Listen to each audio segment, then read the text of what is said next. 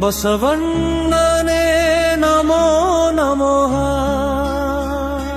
ಭಕ್ತಿ ಮಾರ್ಗದ ದೀಪ ನೀನೇ. ಬಸವಣ್ಣನೇ ನಮೋ ನಮಃ.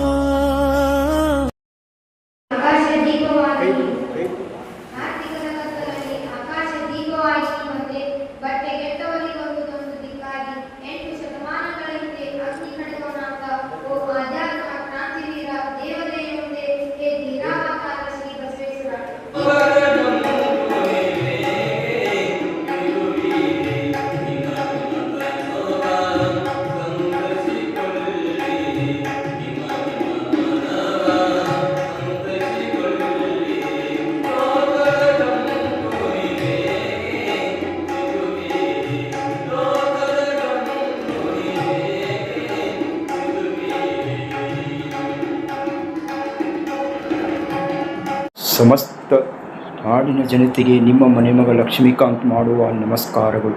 ಇವತ್ತಿನ ಸುಂದರವಾದ ಸಂದೇಶದ ವಿಡಿಯೋವನ್ನು ನಿಮ್ಮ ಮುಂದೆ ತೆಗೆದುಕೊಂಡು ಬರುತ್ತೇನೆ.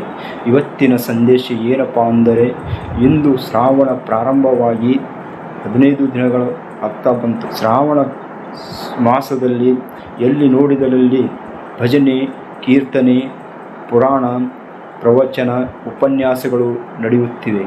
ಇವು ಶ್ರಾವಣ ಮಾಸ, ಇದು ಶುಭ ದಿನದಂದು ಶ್ರಾವಣ ಮಾಸದಲ್ಲಿ ಒಳ್ಳೆಯ ಕಾರ್ಯಗಳು, ಒಳ್ಳೆಯ ಶುಭ ಕಾರ್ಯಗಳು ನಡೆಯುವಂತಹ ದಿನ. ಇಲ್ಲಿ 11 ತಿಂಗಳು ನಾವು ಸಂಸಾರದ ಜಂಜಾಟದಲ್ಲಿ ಇದ್ದು 1 ತಿಂಗಳಾದರೂ ನಾವು ಶಿವನ ಧ್ಯಾನ ಮಾಡೋಣ, ನಾವು ಗುರುವಿನ ಧ್ಯಾನ ಮಾಡೋಣ ಅಂತ ಹೇಳಿ 12 ತಿಂಗಳಲ್ಲಿ 1 ತಿಂಗಳು ಸ್ಮರಿಸುವಂತಹ ದಿನವೇ ಶ್ರಾವಣ ಮಾಸ. ಶ್ರಾವಣ ಮಾಸದಲ್ಲಿ ಎಲ್ಲರೂ ತಮ್ಮ ಏನೆಲ್ಲ ತಪ್ಪುಗಳನ್ನು ಮಾಡಿದ್ದಾರೋ ಅದನ್ನು ಕ್ಷಮೆ ಕೇಳುವಂಥ ದಿವಸವೇ ಈ ಶ್ರಾವಣ ಮಾಸ. ಭಗವಂತನಲ್ಲಿ ನಾವು ಮೊರೆ ಹೋಗುವಂಥ, ಭಕ್ತಿ ಭಾವದಿಂದ ಪೂಜಿಸುವಂತಹ ಶುಭ ದಿನವೇ ಈ ಶ್ರಾವಣ ಮಾಸ. ಈ ಶ್ರಾವಣ ಮಾಸದ ಪ್ರಯುಕ್ತ ನಾವು ಆಳಂದ ತಾಲೂಕಿನಲ್ಲಿ ಬರುವಂತಹ ಶರಣ ಏಕಾಂತ ರಾಮಯ್ಯ ಮಂದಿರದಲ್ಲಿ ಶ್ರಾವಣ ಸಂಜೆ ಕಾರ್ಯಕ್ರಮ, ಉಪನ್ಯಾಸ, 14ನೇ ವರ್ಷದ ಶ್ರಾವಣ ಸಂಜೆ ಉಪನ್ಯಾಸ ಕಾರ್ಯಕ್ರಮದಲ್ಲಿ ಇಂದು ನಾವು 11ನೇ ದಿನಕ್ಕೆ ಕಾಲಿಟ್ಟಿದ್ದೇವೆ.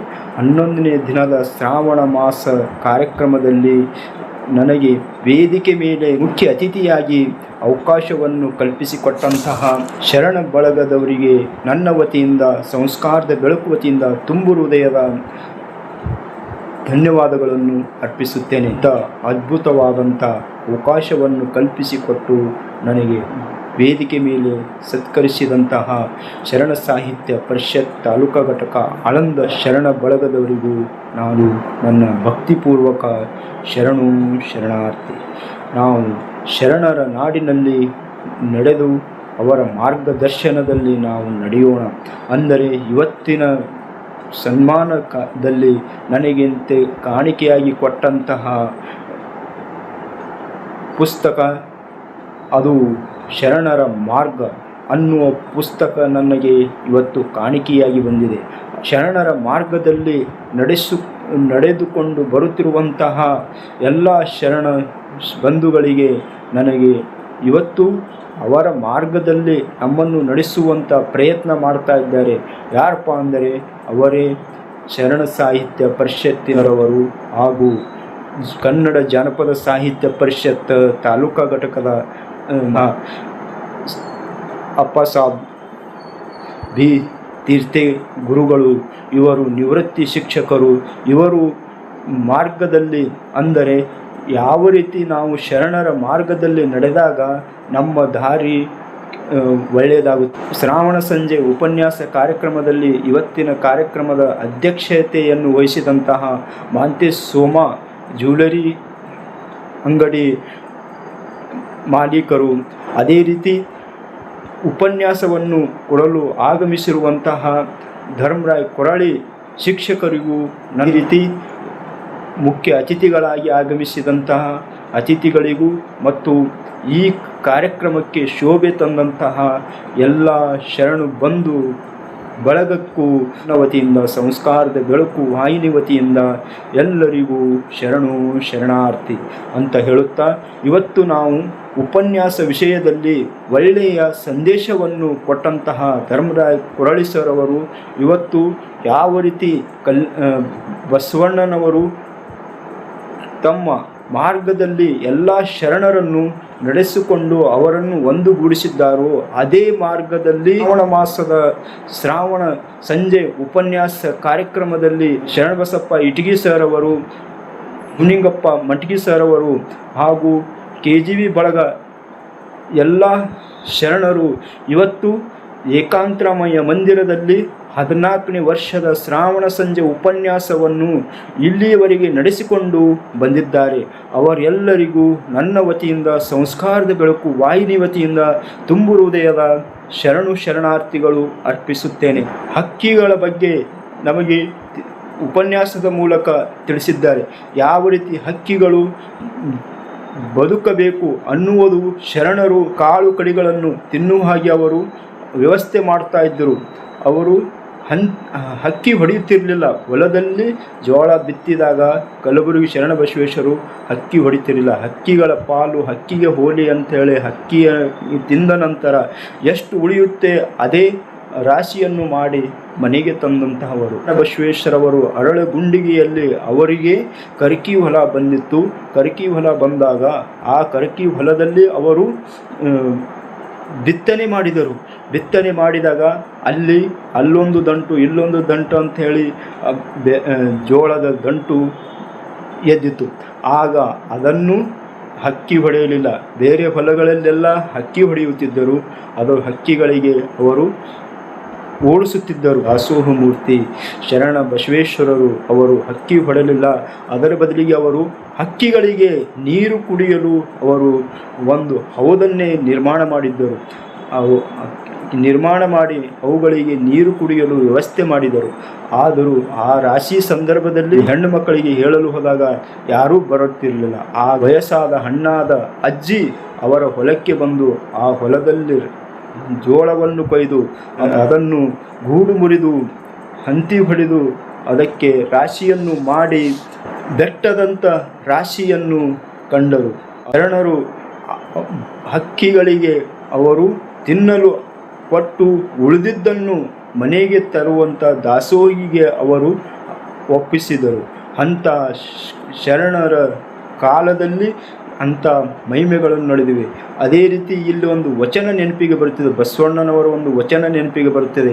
ಏನಪ್ಪ ವಚನ ಯಾವುದೆಂದರೆ, ಕಾಗೆಯೊಂದಗಳ ಕಂಡರೆ ಕೂಗಿ ಕರೆಯದು ತನ್ನ ಬಳಗವನ್ನು, ಕೋಳಿ ಒಂದು ಗುಟುಕು ಕಂಡರೆ ಕೂಗು ಕರೆಯುವುದು ತನ್ನ ಕುಲವನ್ನು, ಶಿವಭಕ್ತನಾಗಿ ಭಕ್ತಿ ಪಕ್ಷ ಇಲ್ಲದಿದ್ದರೆ ಕಾಗಿ ಕೋಳಿಗಿಂತ ಕಡೆ ಕಷ್ಟ ಕಾಣ ಕೂಡಲ ಸಂಗಮ ದೇವಾ. ಬಸವಣ್ಣನವರು ಅದ್ಭುತವಾದ ವಚನದಲ್ಲಿ ತಿಳಿಸಿದ್ದಾರೆ. ಯಾವ ರೀತಿ ಒಂದು ಅಗಳ ಕಂಡರೆ ಕಾಗೆ ತನ್ನ ಬಳಗವನ್ನೇ ಕರೆಯುತ್ತೆ, ಅದೇ ರೀತಿ ಕೋಳಿ ಒಂದು ಗುಟುಕು ಕಂಡರೆ ತನ್ನ ಕುಲವನ್ನೆಲ್ಲ ಕೂಗಿ ಕರೆಯುತ್ತೆ. ಅದೇ ರೀತಿ ನಾವು ಶಿವಭಕ್ತನಾಗಿ ಇದ್ದರೂ ನಾವು ಶಿವಪಥದಲ್ಲಿ ನಡೆಯದಿದ್ದರೆ ಕಾಗೆ ಕೋಳಿಗಳಿಗಿಂತ ಕಡೆ ಕಷ್ಟ.